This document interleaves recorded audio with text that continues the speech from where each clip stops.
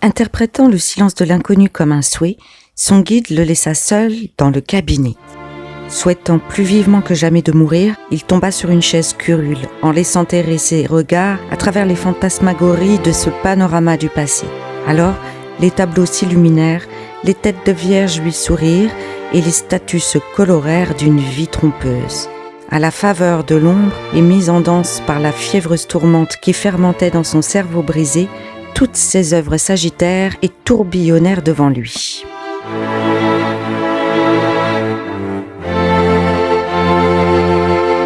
Un silence effrayant régnait autour de lui, de sorte que, bientôt, il s'aventura dans une douce rêverie dont les impressions, graduellement noires, suivirent, de nuance en nuance et comme par magie, les lentes dégradations de la lumière.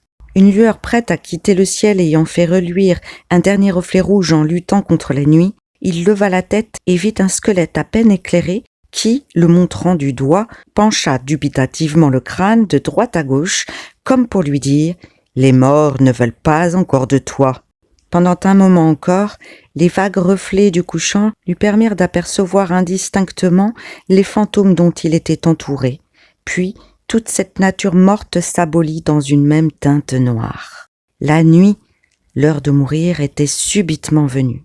Il se passa, dès ce moment, un certain laps de temps pendant lequel il n'eut aucune perception claire des choses terrestres, soit qu'il se fût enseveli dans une rêverie plus profonde, soit qu'il eût cédé à la somnolence provoquée par ses fatigues et par la multitude des pensées qui lui déchiraient le cœur.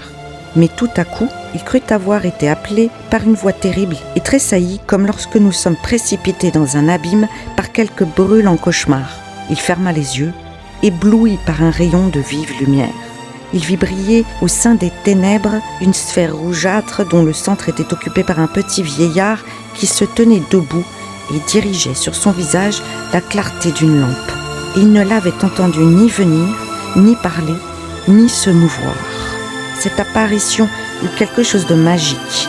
L'homme le plus intrépide, surpris ainsi dans son sommeil, aurait sans doute tremblé devant ce personnage extraordinaire qui semblait être sorti d'un sarcophage voisin.